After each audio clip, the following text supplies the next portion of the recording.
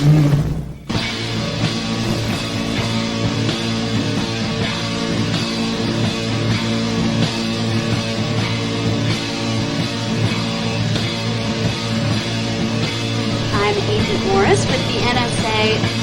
have identified some very, very interesting anomalous type of aircraft. Traffic is quite luminous and is exhibiting some non-ballistic motion. Over.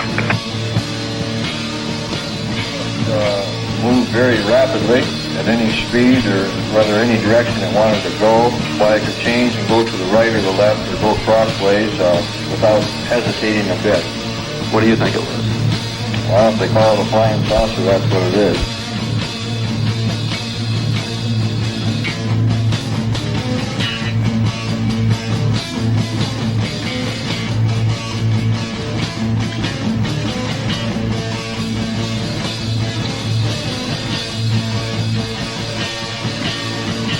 EWA 517, do you want to report a UFO? Over. Negative. We don't want to report. Look, it wasn't my worst Wednesday night. And good evening, everybody. This is Smiles Lewis. It's another live Wednesday night from Austin, Texas. It is the night after the big election here in the United States of America. And we're just going to hang out for a bit tonight and chat about, whatever comes up. How you doing, my friend, Mark? Hey, good to see you, Miles. I'm doing well. Thank you. My friend. The big night. Yes. Last night, yeah. Yeah. And ongoing as we expected, but that's all I'm going to say. It's been another week of anomalous news, and the Flipboard is bubbling over with a variety of interesting news items. And there's always a ton of stuff that we never get to that's not even from this past week.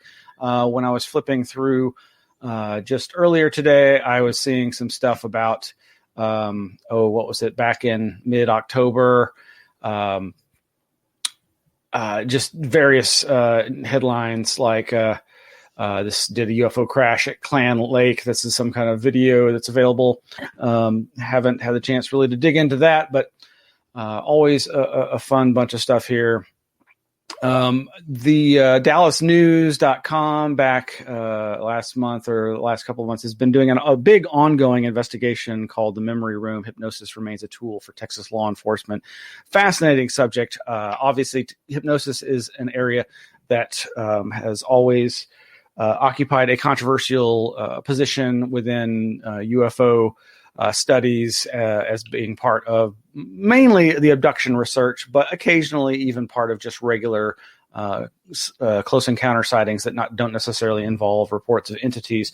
But when it comes to its use in law enforcement, obviously this can be a very important tool, but it also is a known phenomena for the creation of what often gets referred to as false memory or just confabulation, and it can be a very tricky thing to navigate. A sticky wicket, I think, is sometimes it's called. I wonder how many other states, jurisdiction, precincts, etc., still keep this in their toolbox. You know, it's so controversial that it's surprising, frankly, that it's as pervasive as it is in Texas. Yeah, and very controversial cases. Case in point, Austin's own terrible yogurt shop murders. Hypnosis was used on possible witnesses, people, I think in some cases, people that were just in the area or thought they might have seen something, but really didn't recall anything specific. The main problem with hypnosis is, as most people know, is this possibility of the hypnotist, the hypnotherapist, or the hypnotist leading the witness. Right. And it goes, I think, even further than that if you acknowledge the existence of and the validity of parapsychological data. In the paranormal field of parapsychology, it's long been established that altered states of consciousness, and it's still debated as to whether hypnosis is considered an actual altered state of consciousness. Some describe it as simply a culturally accepted experience or mode of interactivity. In other words, we all know what happens typically in a hypnosis session, and you're just sort of living up to the expectations. But the parapsychological data would seem to suggest that this altered state, if it does create an altered state of consciousness, which it would seem to, it does seem to involve some sort of level of trance, depending upon the susceptibility.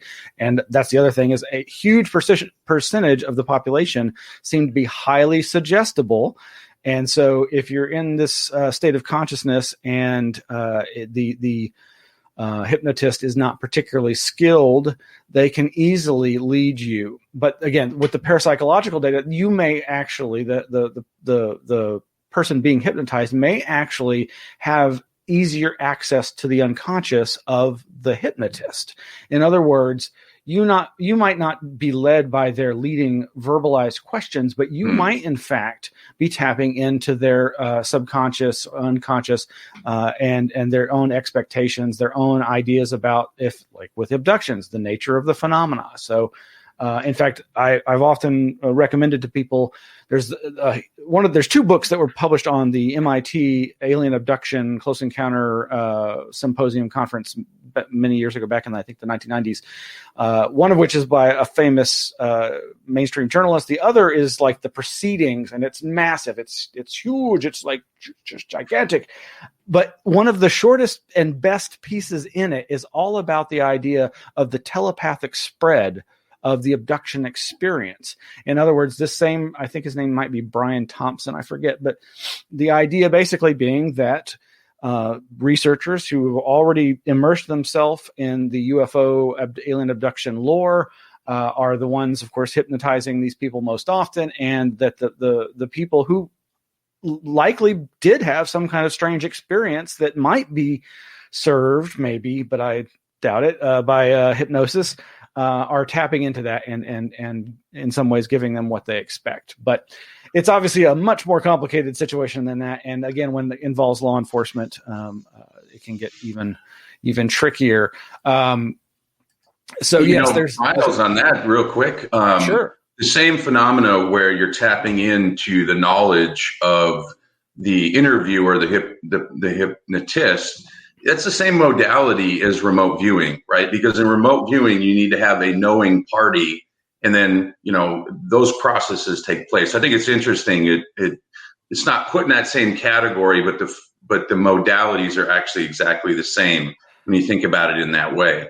I think that's a very astute point. And, remote viewing, we tend to think of it in terms of its modern structured use, when in fact it goes back to these ideas of clairvoyance, clairaudience, this idea of remote sensing, the people's perceptions being, or people picking up sensory data from places that are outside their normal range of their senses.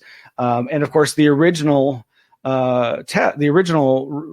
Stanford Research Institute's SRI remote viewing experiments involve, I believe, what they called an outbound sender. Exactly. And the receiver was the remote viewer who was trying to see or experience through that other person. So yeah, I think that's an interesting comparison and very poignant. Excuse me.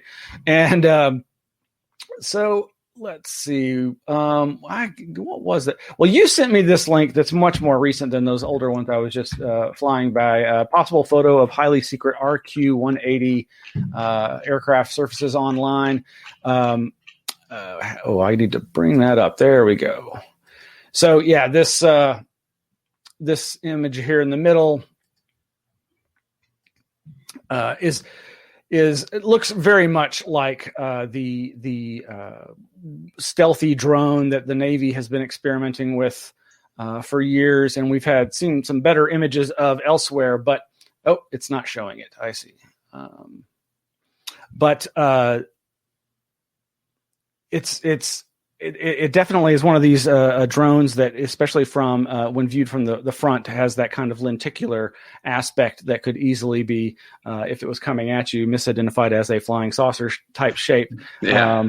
And anytime somebody sees something flying around in the sky that they're unfamiliar with, it can easily be misidentified as a UFO.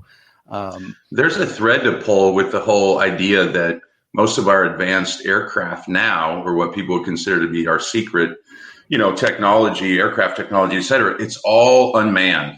And when you think about that line of thinking, we know from early upper atmosphere flights of the B-2 and the early spy planes and all like that, human physical limitations limited the technology. So now we're getting sense and avoid, we're getting telemetry, we're getting obviously GPS and a multitude of other steering type of technologies. We're trying to, it seems to me, take the human limitation out of the flight frame.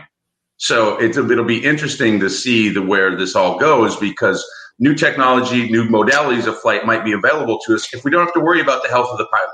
That's right. the point. Yes, and with the to me, like, people see strange things in the sky, and I'm like, well, was it doing anything that a traditional aircraft couldn't do? And yes, exactly. When it's doing 90-degree turns at extremely high speed, and as many military pilots would say, it would turn the pilot to jelly. That's a good candidate for a possible UFO. And I immediately think back to the Foo Fighters and just ball of light phenomena as an interesting and important part of the UFO milieu. I will go back to hypnosis just briefly here. We've had one of our viewers pose a couple of questions here. Hi guys, have either of you ever gone under hypnosis? And I volunteered for an experiment with hypnosis once. It was a very strange experience I'll never forget. Thank you, Steve. I'm honestly, I've never undergone it. I've kind of experimented with mental states that I think are akin to it, but I've never, as much as a non-advocate for it as I am fascinated by it, and I do think it would be very interesting to experiment with.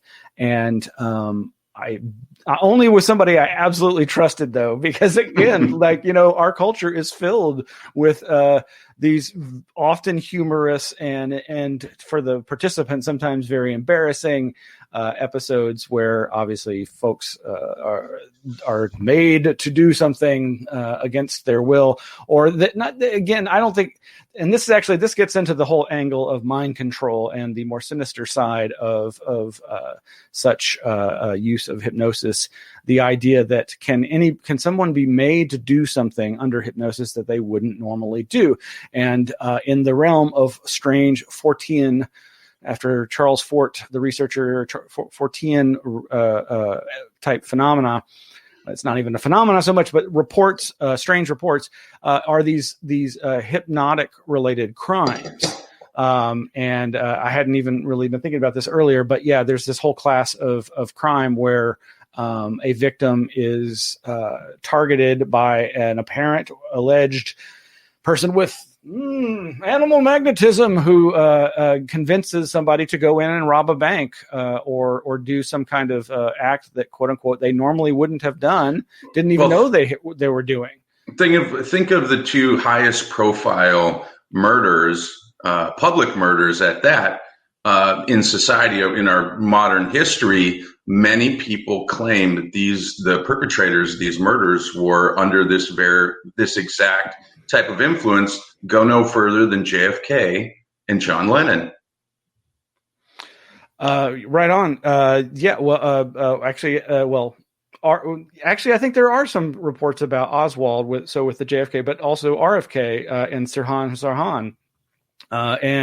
And of course, I know other parapolitical researchers who I respect who would assert that, yes, there are those elements there, but they still don't think that they're the ones who actually pulled the trigger, or if they did, right, they were more the distraction. Either way, it can serve both ends.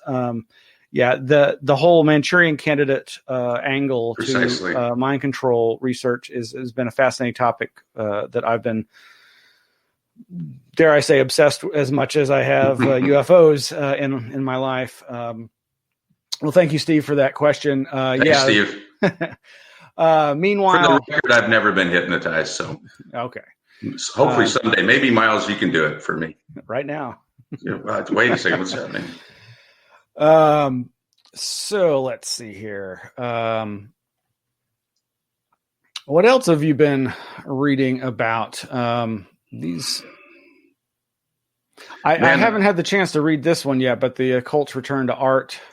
This is an article from The Guardian. I think there's been a lot said recently about surrealism and the occult connection.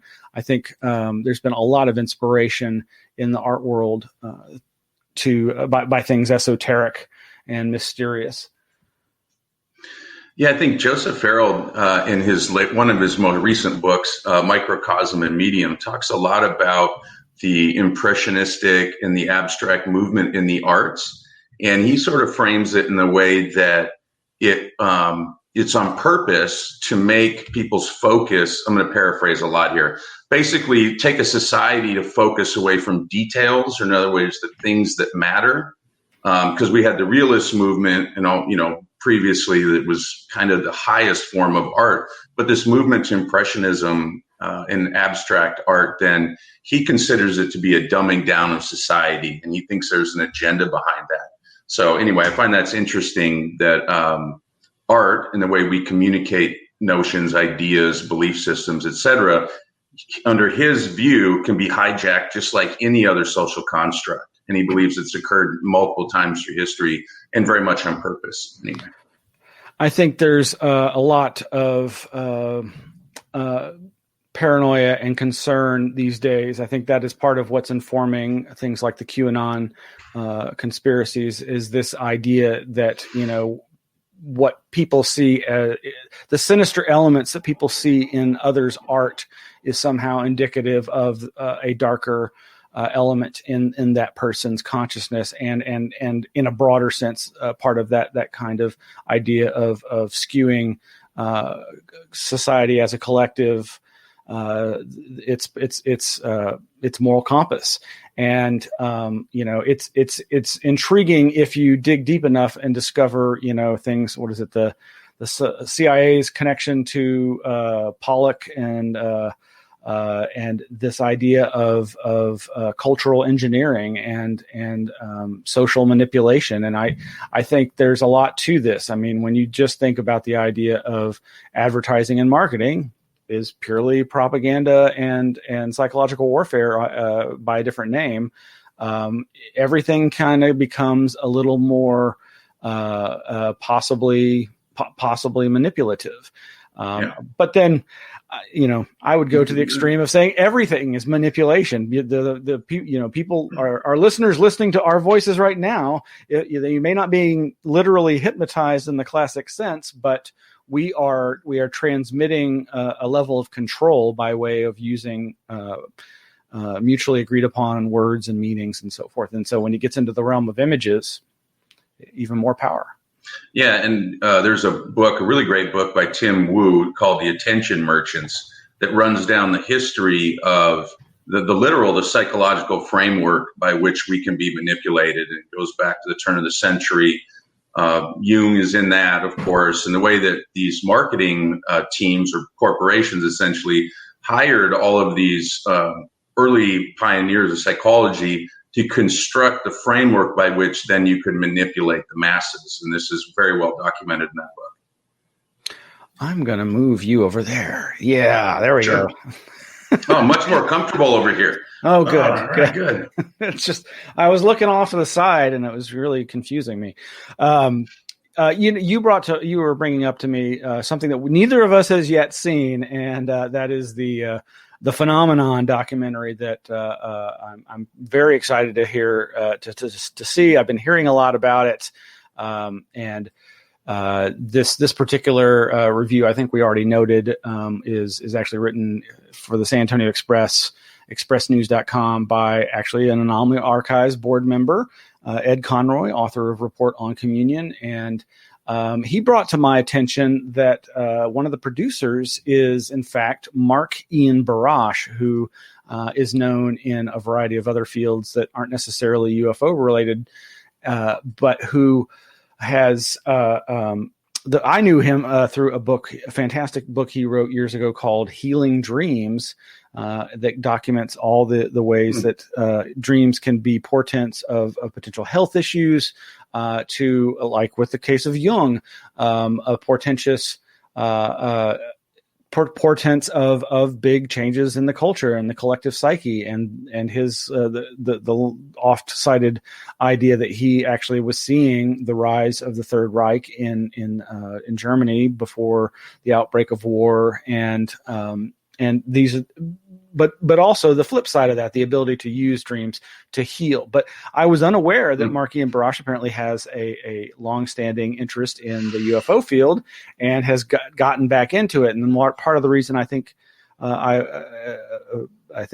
expressed to me that why he had gotten out of the field was when his good friend John Mack had died so suddenly at the hands of a drunk driver over in England several years ago. And I was just telling you, you were asking me if I'd seen it and this new documentary, The Phenomenon. And what I've been hearing is that it's excellent, that it really goes into some of the best cases of UFO and close encounter type reports, but that it doesn't go into all the areas that are often considered sub genres, so to speak, of the UFO field, whether that be the abduction angle or the contactee angle or all the other interesting aspects of UFO studies, including things like, crop circles or other phenomena that may or may not be considered part of that.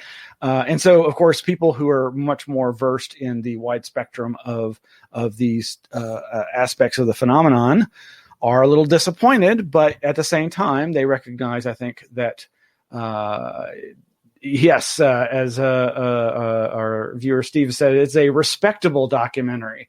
And yes, it may be a rehash for those who are already very familiar with it. One of the cases that it does cover that I don't know has gotten a lot more coverage in recent years because of people revisiting it is this aerial Zimbabwe school mass sighting, and this is something that fascinates me. This is another sub genre within the UFO field in terms of types of sightings, and that is mass sightings at schools with often large groups of children, and this is one of those cases.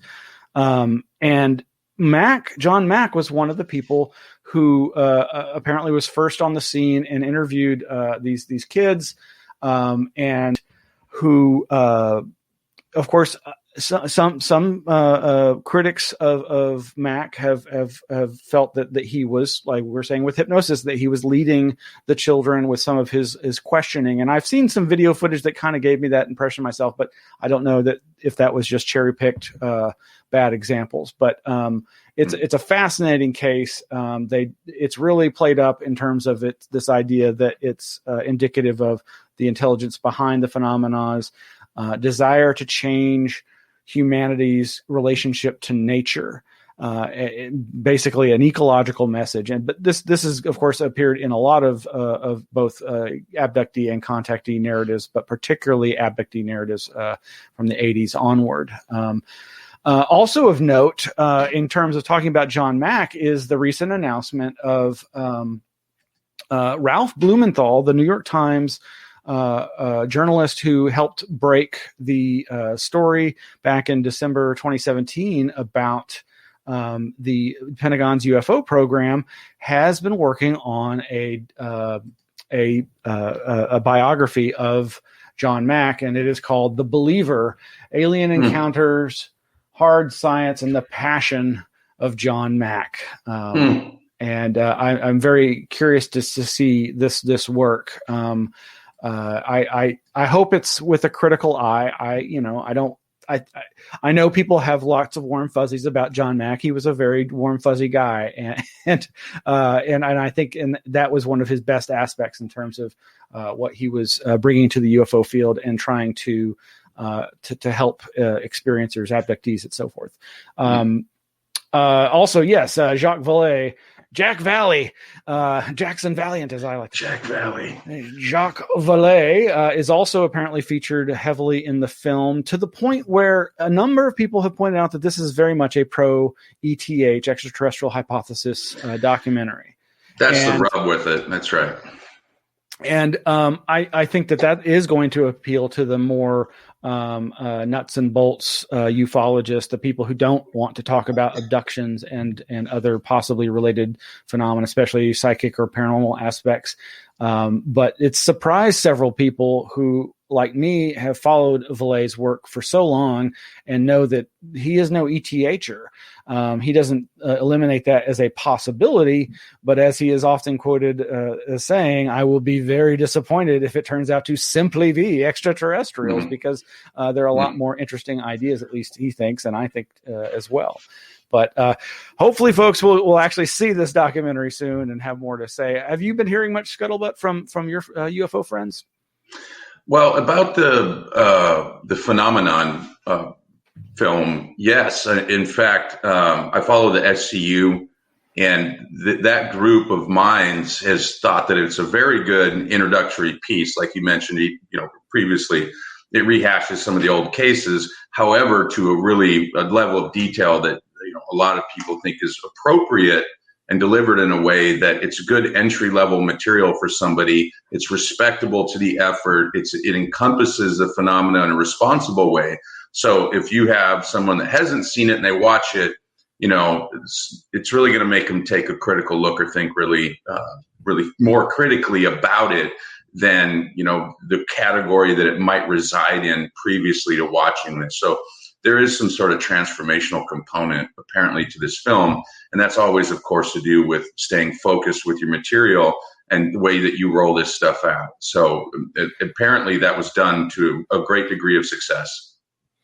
Yeah. And I do think that it does thus form part of this this shift and sea change that I think we have seen as a result of Blumenthal's and other mainstream journalists' coverage of the revelations about the Pentagon program. And of course, those Pentagon programs and even the resulting Tom DeLonge backed to the Stars Academy efforts are trying to, well, as much as Tom DeLonge tends to run his mouth off and start talking about Atlantis and demons and other connected strangeness, I think that the rest of the crew there, as much as they do have interest in all those things, I have no doubt, are trying to go for a more boxed in version of the study of this. So, yeah. There was something else I was trying to remember, but I did also want to say this is sadly this past weekend was supposed to be the big grand opening of Rice University's new Archives of the Impossible. Right. This is Diana Walsh-Pasulka. Now Diana Walsh had. If I'm understanding the origin stories of the collection, had gotten the collection of a fellow academic researcher into UFOs and abductions who was struggling with medical issues, and had passed on this collection to her, and it kind of went around, I think, to maybe another academic, Daniel Halperin, eventually back to Diana, and author of Authors of the Impossible, Jeff Kripal, and many other books, has been teaching like Diana as a professor of religion over at Houston's Rice University, and convinced them to form the Archives of the Impossible, a new special paranormal-oriented collection, which has the collections of folks like Whitley Strieber and Jacques Vallée. Yes, I am very jealous, but it's awesome that there is yet another anomalous archive here in Texas. So Houston and Austin going to have to fight for the honor of being the best anomaly-oriented archive. But I was honored to be invited to speak on a panel about such archives that was going to be at this grand opening this past weekend. But of course, like everything during these strange times, it has been indefinitely postponed. But I'm keeping my eye out because, you know, these archives are all across the world. There are many in and across North America. And I think you're going to be hearing a little bit more about them from us here at the Anomaly Archives with our upcoming. Oh, where is it? I've got to break out the. Yes. Wait. Nope, that's not it. Yes, the Anomaly Archives Streamathon 2020 emergency fundraiser series is coming very soon. We're going to have details very soon. All I can say at this point is that we're going to have a number of speakers, movies, and music across multiple Saturdays across November and December. So stay tuned to AnomalyArchives.org. Of course, Anomaly Archives is a 501c3 nonprofit based here in Austin, Texas, focused on the preservation and public education revolving around these strange phenomena.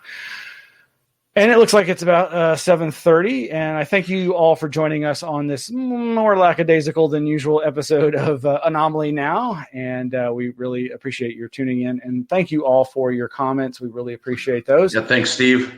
And thank you, other listeners and viewers, Lisa, Megan, etc. We'll be back next week, and I do promise I'm finally going to have details about the Streamathon very, very soon. Any final words, Mark? For tonight, I mean. No, just everybody go to the Flipboard. Miles really condenses the material. Like you said, we can never get to it all, but all the legwork is done. You go to the Flipboard, you're going to see all these stories.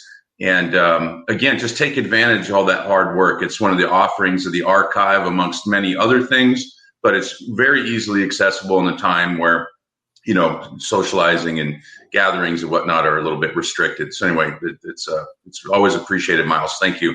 Yep. Folks can go to our YouTube channel for archives of these shows, as well as past lecture events. And then, of course, AnomalyArchives.org has a lot more information. And we are a nonprofit, and we can use your support. So that's it. Have a great night. Thanks for the help. Everybody, thank you. Have a good night.